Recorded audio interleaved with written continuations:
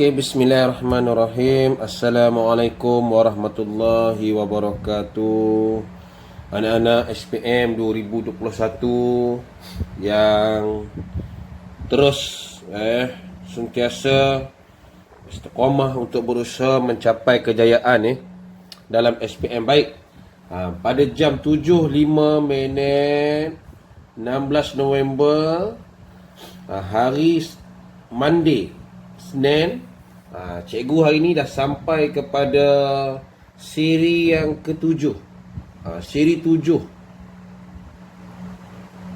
Siri 7 ni ialah sambungan daripada siri 6. Tumpuan kita ialah kepada kerajaan Bani Abbasiyah. Okey. Kalau kita tengok yang awal-awal dulu, dua negeri yang cikgu buat dalam analisis yang buat esei ialah negeri Kedah dan negeri Pulau Pinang. Kebanyakan soalan analisis dalam percubaan 2020 ini, mereka meletakkan soalan dalam esei. Sebenarnya banyak lagi negeri. Kalau kita tengok ada lagi beberapa negeri yang lain.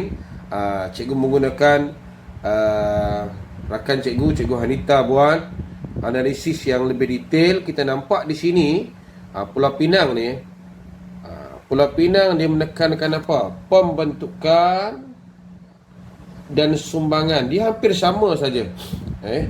Hampir sama saja dengan negeri-negeri lain. Soalan bila bertanya tentang Bani Abbasiyah, dia tak lari daripada pembentukan dan juga sumbangan. Sama macam apa yang telah kita belajar sewaktu kerajaan Bani Umayyah. Kalau kita tengok di sini pun sama. Sumbangan ini adalah negeri Sarawak. Juga Bani Abbasiyah.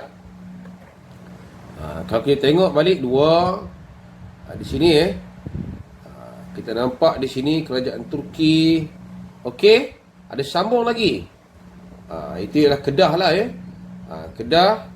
Kalau kita tengok sumbangan Bani Abbasiyah pun sumbangan.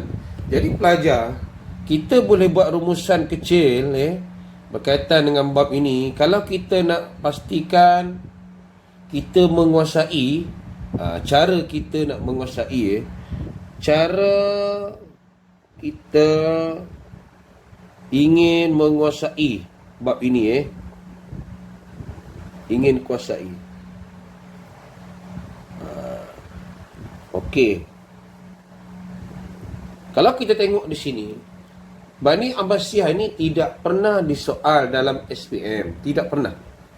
Pertama, dia tak adalah kita nak rujuk mana. Kalau kita tengok di sini, analisis yang akhir-akhir ni, pelajar nampak 4 ini, daripada 2017, 2018, 2019, 2020 ulangan. Dia tanya apa? Sumbangan kerajaan Islam, Umar, Abu Bakar, Turki. Kalau Bani Umayyah, last 2011. Bani Abbasiyah ini tidak pernah disoal. Itu yang kita kena tahu dulu. Cikgu letak dengan warna lain, warna biru. Jadi kita nak rujuk di mana? Jadi kata tak ada benda rujuk kecuali soalan percubaan. Okey, satu, tidak pernah disoal. Jadi rujuklah soalan percubaan. Kalau tidak nak rujuk mana lagi? Takkan nak rujuk TikTok kot. Okey. Dua, apa yang paling banyak disoal? Apa yang kita katakan dalam subtopik ini, tajuk yang kerap disoal. Okey. Kalau kita tengok di sini, tajuk yang kerap disoal ialah satu, ialah latar belakang. Latar belakang sama dengan Bani Abbasiyah, Bani Umayyah. Ini adalah sebab pembentukan. Dua, ialah sumbangan. Tema tajuk ini adalah tema keilmuan.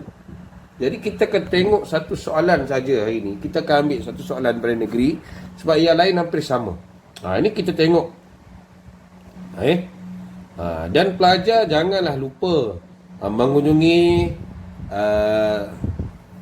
YouTube cikgu sebab cikgu dah letakkan semua bahan yang ke-6. Ada 6 siri ni. Ada 6 siri dalam fokus pasca PPC 2020 ini siri yang ke-7, dan pelajar boleh tengok apa yang cikgu letak ini untuk membantu pelajar lah Okey, tengok siri yang ke-7 dah hari ni. Okey, apa yang kita tengok soalan? Kita nak tengok soalan ni lah. Kerajaan Bani Abbasiyah. Okey, kita tengok sama-sama dengan bimbingan sedikit. Kerajaan Bani Abbasiyah diasas pada tahun 750 Masihi, memberi sumbangan, kita garis sumbangan, dalam perkembangan ilmu. Tadi cikgu dah bagi tahu, bukan? Tema kita paling banyak ialah ilmu pengetahuan. Jadi kita kena tahulah.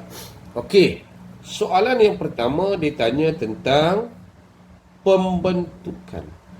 Bila pelajar jumpa perkataan pembentukan,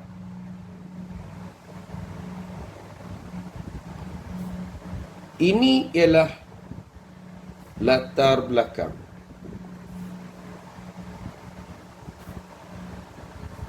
Kita tengok markah dia nak 6. 6 markah saja. Macam mana dia naik? Kita kena tahu macam mana dia naik, macam mana dia jatuh, macam mana dia gemilang. Pelajar tengok 3 itulah 3 ini kalau pelajar dapat, sekurang-kurangnya kita memahamilah tajuk ini. Macam mana cikgu cakap tadi? Pertama, macam mana kerajaan ini naik? Macam mana kerajaan ini gemilang? Dia jatuh macam mana? Okey, kita tengok pada masa ini. Kalau kita nak ambil latar belakang 6 saja, cikgu bagi dalam bentuk point. Latar belakang ini, yang pertama yang kita boleh tengok latar belakang ialah dalam zaman Bani Muawiyah ini, ramai yang tak puas hati. Itu kita nampak. Masyarakat yang tak puas hati terhadap kerajaan Bani Umayyah itu. Contoh cikgu bagi tahu di sini ialah golongan Mawali. Pelajar boleh rujuk buku teks kalau ada buku teks. Tak salah cikgu muka surat 154. Golongan Mawali ni ialah dia bukan keturunan Arab. Dia bukan orang Arab lah, macam orang Parsi, Barbar Parsi dan Barbar. Kenapa dia tak puas hati? Okey, golongan ni tak puas hati sebab ada uraian dia. Sebab cuba tak warna biru lah Sebab apa? Mereka ni didiskriminasikan.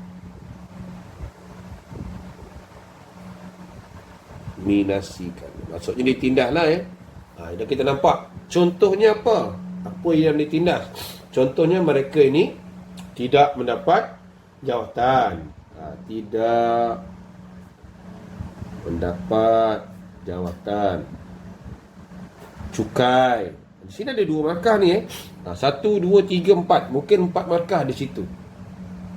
Jadi kesannya apa? Mereka menyokong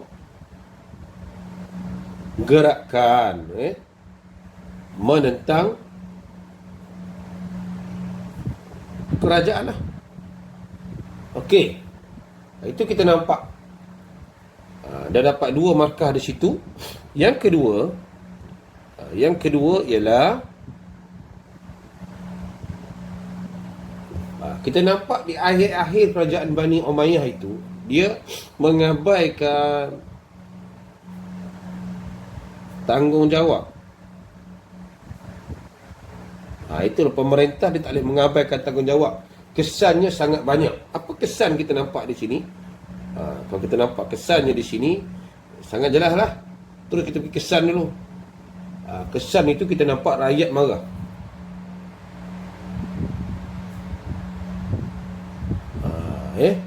Itu. Yang paling banyak sekali yang ketiga ini. Itu dah dapat 6 paling nak tambah lagi. Kita nampak sistem warisan itu, sistem yang diamalkan oleh Muawiyah daripada Abdul Rahman, Bapa Rahman tu sistem warisan kita nampak telah ditentang. Sistem warisan yang ada ditentang. Ini warisan dalam pemilihan pemerintah. Itu kesannya kita nampak apa timbul di situ. Kan kesan juga timbulnya golongan Syiah dan Khawarij.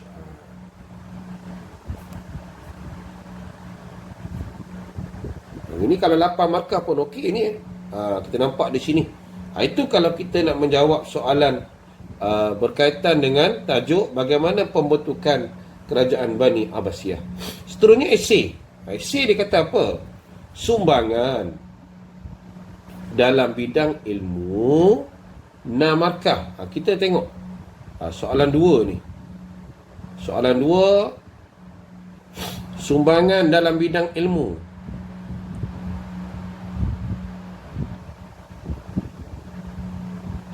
Dalam bidang ilmu.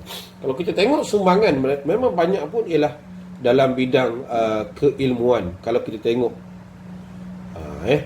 yang lain itu pembentukan itu pelajar boleh baca lah pelajar boleh tengok macam mana dia jatuh, gerakan Umar Abdul Aziz ini asas. Ini asas yang kita baca ni. Pembentukan ini latar belakang dia. Jadi pelajar boleh baca lagi macam mana kerajaan-kerajaan ini dia naik, siapa itu Hulagu Khan pelajar kena tengok juga macam mana nama kerajaan Bani Abbasiyah ni daripada nama siapa macam Umayyah, Bani Umayyah lah bin Abu Sufyan. Ya, ini nama. Kalau saya tinggal sikit ni ini kita tengok kempen atas nama Ahlul Bait. Itu kita tengok di mana pusat dia. Pelajar tengok apa lagi kita nampak, siapa pemimpin gerakan.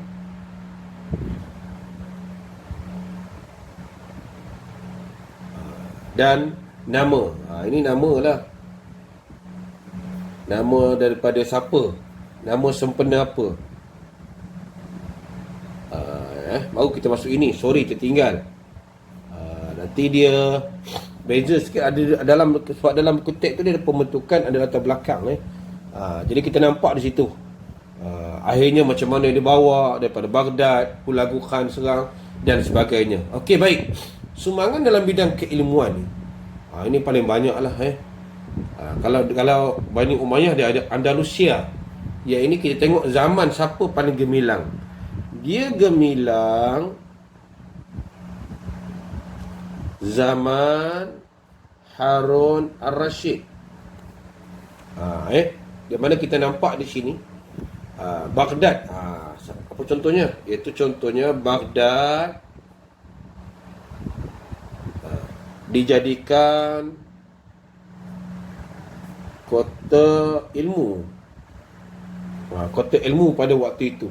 Contohnya apa? Kita nampak dia buat Baitul Hikmah. Apa tu Baitul Hikmah, pelajar? Kalau pelajar tengok Baitul Hikmah itu, ini adalah satu tempat yang hebat lah. Baitul Hikmah ini kalau kita tengok tempat kerja-kerja penterjemahan, semua di situ. Maksudnya kebanyakan Baitul Hikmah macam perpustakaan lah. Institusi keilmuan yang tempat untuk menggalakkan aktiviti penterjemahan. Lepas itu pelajar boleh sambung, maka kita 6 saja. Pelajar boleh sambung tentang penterjemahan tadi. Contohnya kita nak tambah apa? Idea penulisan. Ada berapa peringkat? Ini kita dah belajar gitu. Penulisan ada berapa peringkat? Contohnya yang pertama itu. Yang pertama dia mencatat. Catat dulu. Mencatat idea dan sebagainya. Yang kedua dia apa? mengumpul idea. Dah catat. Dia mengumpulkan idea. Dah kumpul idea yang ketiga, barulah dia mula nak kumpul. Dah kumpul, barulah dia mengarang. Itu kita nampak macam mana step dia buat. Itu kita baru penulisan. Ini link dengan batu kemah. Lepas tu ada lagi penterjemahan. Dia juga hebat dengan penterjemahan daripada bahasa apa ke bahasa apa. Kita tengok pada waktu itu hebat tak hebat kegiatan penterjemahan ni. Daripada bahasa-bahasa tertentu lah. Kegiatan contohnya daripada karya-karya, contoh kita katakan karya-karya falsafah dalam sains dan sains diterjemahkan ke dalam daripada bahasa Yunani ke bahasa Arab lah. Yunani ke Arab. Hebatnya pada waktu itu. Ini semua berkaitan dengan Baitul Hikmah. Yang lain pelajar boleh lagi, banyak lagi yang kita boleh ceritakan tentang keilmuan, pelibatan golongan ulama, penulisan. Sebab soalan dia minta tentang ilmu pengetahuan saja. Dia banyak lagi lah. Bahasa Sanskrit, Suryani, Yunani ni boleh kita tambahkan lagi dalam. Contoh ada lagi daripada bahasa, saya jaga bahasa apa Sanskrit. Sanskrit, Suryani dan Yunani tadilah. Dia terjemah ke dalam bahasa Arab. Jadi kita nampak di situ, kalau kita ini sedikit saja pelajar, sila kembangkan jawapan yang cikgu bagi ini dan hantarkan jawapan dalam Telegram kita untuk cikgu tengok adakah pelajar memahami tajuk ini. Baik, pelajar kena baca secara keseluruhan sampailah bab akhir. Okey, itu saja kelas kita. Jangan lupa kelas kita pada hari ini jam 10 pagi. Okey, terima kasih.